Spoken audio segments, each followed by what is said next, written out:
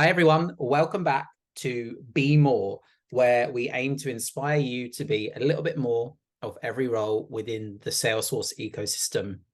For this week's episode, we are back along the conventional Salesforce paths. And today we are talking about being more consultant, which holds a special place in my heart as somebody who started out their career going through the different levels of consultant. I'm joined today by Eric, and we are going to be talking about what it means to be a consultant and hopefully inspire you to be more consultant yourself. So, Eric, without further ado, are you able to start by introducing yourself for us, please? Yeah, sure. Well, first, thanks for having me here. So my name is Eric Praud. I am a consultant, as you said. Really, I'm a senior business analyst. I've been working on the Salesforce platform for about 13 years. I am one of the Answers leaders and 3 times Salesforce MVP. Awesome. And is that a French accent? It is a French accent, yeah, mixed with maybe a little bit of Irish twang. Okay, awesome. Well, welcome and thanks again for joining us. So, are you able to kind of break down for us or for our audience what it means to be a consultant, like typical day-to-day activities and where you get involved on a project? Consultant is a very wide name for many different roles. So I'll concentrate on my role, if you don't mind, which is more a business analyst. Yep. So really, as a business analyst, you are, in a nutshell, you're the liaison between the business and the developers. So we would take requirements from the business, whatever they want the system to do, and we would translate them into user stories that we would pass on to the developers to build. So, of course, we would follow up with the developers to see how they're getting on, if they need any more info. On the other side, with the customer, while taking their requirements, we would always try to question those requirements. Why are you trying to do something that way? Is it because you've always done it that way, which is the wrong answer? Or is there a reason for it? It could be a legal reason or whatever. So anyway, we've got the requirements. We created the user stories that we've passed on to the developers. We follow up with them. Most companies, I'd say now, use the agile methodology where you would have multiple stories put into sprints. So usually like 2-3 week periods where you try to build, so many stories. And you build all that up, and eventually you end up with a release where you release the product. That's in a nutshell, 30,000 feet overview, yeah? Yeah. Perfect. Okay. And maybe for our audience, because there is obviously quite a lot of overlap here with business analysts, but from my own experience, this does kind of vary between different companies, like what the expectation of consultant is. So just kind of diving in maybe more of a 10,000, 5,000 feet view, if I may, are you typically involved in solutioning as well and kind of understanding, okay, this is a requirement and this is roughly how I'm going to tell the developers how to build it? There's usually someone who's in charge of the solutioning. However, I would always be asked to help. It would be a solution architect. Usually, when I said earlier on that a consultant could be many things, a solution architect can be a consultant as well. You also have technical architects come into helping with the solution. While they look more into like integrations and other systems and all, they need to know what's happening. A solution can have consequences on the TA work as well. I know sometimes when I'm running discovery sessions or things like that, I would get kind of a more of a technical architect in the call with me, especially when it's talking about integrations, because otherwise, as a consultant or as a solution architect, I might not be asking the right questions, right? It's a whole team. Being a consultant is being part of a team, and you need them. You need the solution architect, the technical architect, whoever. And yeah, most of when it comes to integration, I mean, I know some of it, but I would not feel confident enough, to have a full discussion without a TA present. Yeah, exactly. And I think that's a good thing that you kind of lent on there, like working together as a team. A consultant is a crucial part of the team, but there are other pieces of the team that kind of come together to help deliver the best solution or the best integration, whatever it may be, right? Oh, definitely. Yeah, 100%. Yeah. Do you have any kind of pre-sales work as well in terms of putting together proposals and things like that? Yeah, so pre-sales is a real funny one. You hate it or you love it. Personally, I'm not a huge fan of it, let's be honest. But yes, it does happen where I'm asked to help just because of my knowledge of Salesforce. It's always good to help them understand what Salesforce can and cannot do, let's be Yeah. honest. It's just good for them as well, like for the company that will maybe be your customer to see what kind of consultants they would be dealing with. We've kind of touched on it already, but how does your role interact with other roles? So you mentioned about the solution architect and the technical architect. What about the developers and the admins? How does your role as consultant interact with them? Yeah, well, I actually really feel like the BA is kind of like the center Hmm. where every communication goes through the BA. It's not 100% true, of course, like, but a lot of it goes through the BA. So we end up communicating with quite a variety of people. Let's go, for example, with the customer side. We end up talking to the business, maybe the system admin, the IT department, maybe they've got a DevOps department as well. On the partner side, we also have plenty of people. So the ones we discussed about, the SAs, the TAs, but there's other roles, project manager, data analyst, maybe again, DevOps, etc. There's really a whole variety of people that you have to talk to, communicate with.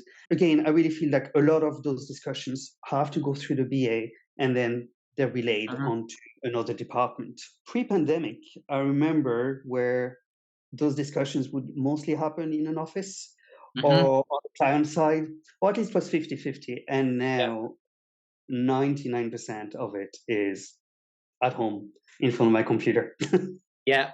So sometimes you see people like, perhaps this is more applicable to smaller consultancies or smaller partners, but you see people wearing multiple hats. Do you think, or perhaps in your experience, are you in your consultant type role full time, or do you play other roles as well? For example, I don't know, admin, developer. How does that work day to day?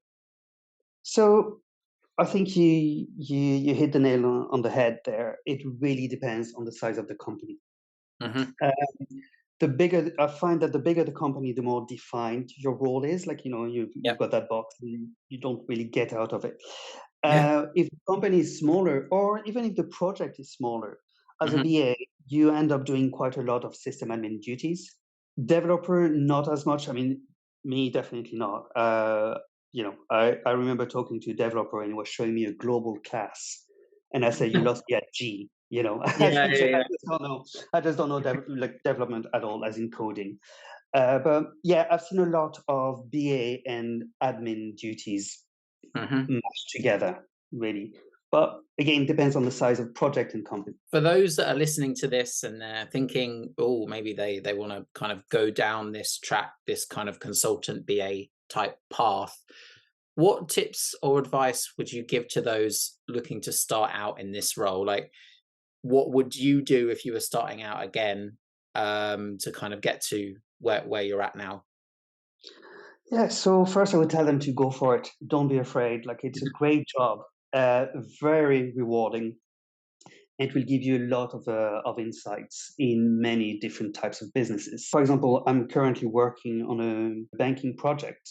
So I'm learning a lot about the banking world. Another piece of advice would be to show your interest in the Salesforce product in general, and Yep. also keep up to date, with the new releases. Like, you cannot know everything.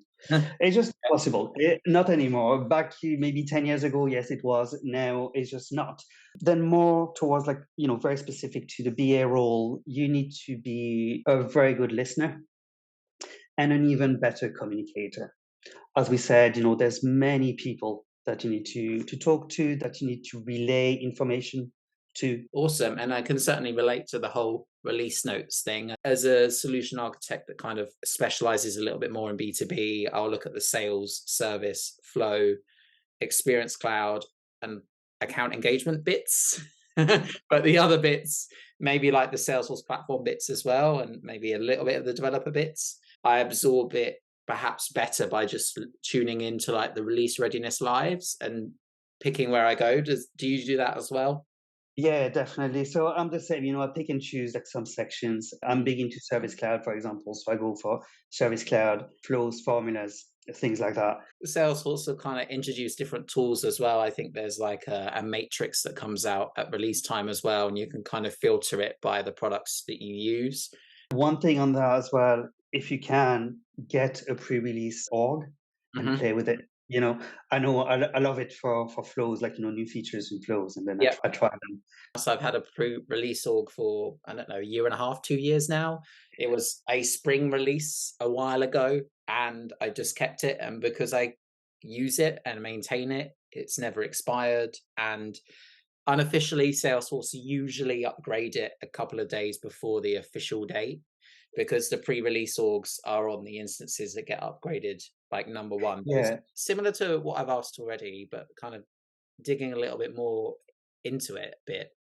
If you were to start out as a consultant again, is there anything you'd explicitly do differently? Yes, definitely. Like, I probably learned about the role beforehand. I got into the role like I really thought it was the same as being a system administrator. Don't ask me why. That is what I thought. Yeah. So definitely wasn't prepared for what was coming. Mm. So I was lucky. I worked in a very good, small enough company when I started there. So there were plenty of people that were there to help me. Everything is on Trailhead, or a lot of it is on Trailhead. At least that's where I would start. Another thing that I would say is never be afraid to ask questions. I love that ask questions thing, because whenever I kind of onboard a new customer, or meet a new customer, I say to them, like, if you've got a question, it's not a silly question. Like, I don't believe in silly questions. Ask me. I would rather you ask me than assumed, and then I Yeah. do something wrong, because that's quite a risk, you know? It is a big risk, yeah. And to be fair, now if I see a newcomer, in the company, I would actually be afraid of them if they didn't ask questions. I'd be like, okay, this is just a recipe for disaster. We kind of touched on it already, but a great way to do that is via the Trailblazer community, right? Definitely, definitely, plenty of questions and answers there, and also within the company. Talk to Mm. people that have been doing your job for years, and Yep. they'll answer, and they'll also give you tips and tricks. Yeah, because you can't really learn the internal politics of a company in a public site, you know? So, yeah, I think that's great. And I guess user groups come in along the way as well, right? With actually like connecting with fellow people in the ecosystem, and learning from Hmm. their own experience. And also, I think just kind of be open to like doing something wrong as well. And it Hmm. sounds a little bit odd or off, and completely thankful and open to people like you jumping in and reminding me that is null has been depreciated, like in a like in a formula, because you can't get it right all the time. It's not Yeah. possible. You're human, right? And I'm really thankful for that, because the fact that you reminded me of that, that's now burned into my mind. Don't be afraid to fail. Like, making mistakes is a great way to learn. So Yep. don't be afraid to make mistakes. Hopefully the mistake is not that big that you erase like all your customers' data, but otherwise it's fine. Like, remember, we don't save lives. So breathe. You'll see, like, we all make mistakes. I have 13 years experience and I still make mistakes when it Yeah. comes to Salesforce. Yeah, the majority, like what I do is media, retail, and financial services. Usually no lives are involved there. So Exactly. what skills, attributes do you think it takes to be consultant? Problem solving, kind of doing those journey maps in terms of business processes, things like that. What else do you think is important there? Get your ADM 201. Whether it will serve you or not, well, I mean, it will, but every single company will ask for the ADM 201. So that should be one of the Yep. first things that you should try to do.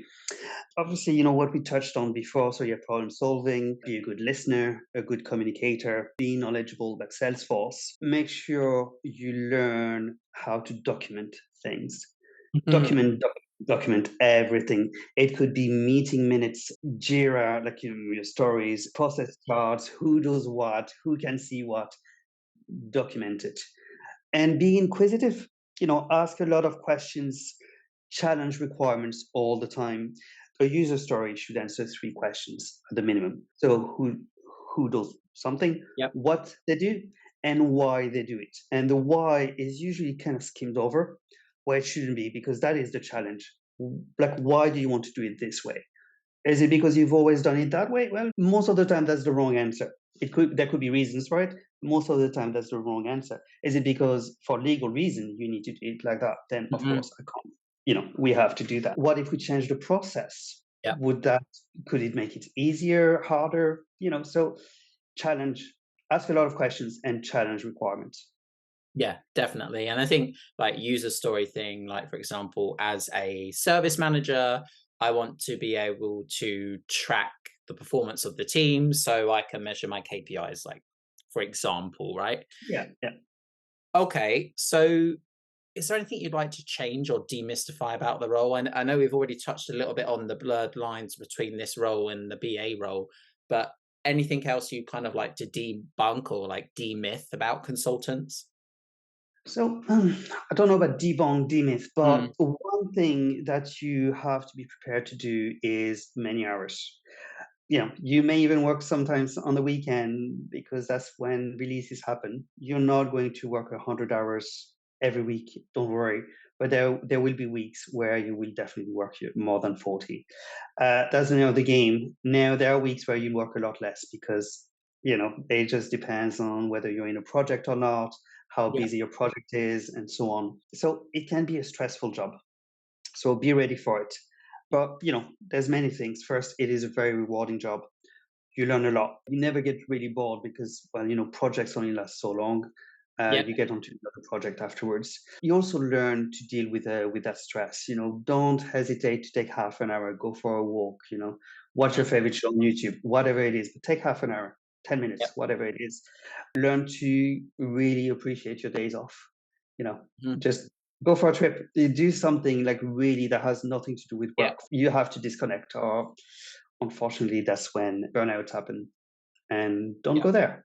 Just know yeah. it can be stressful, but know that there are solutions to relieve the stress.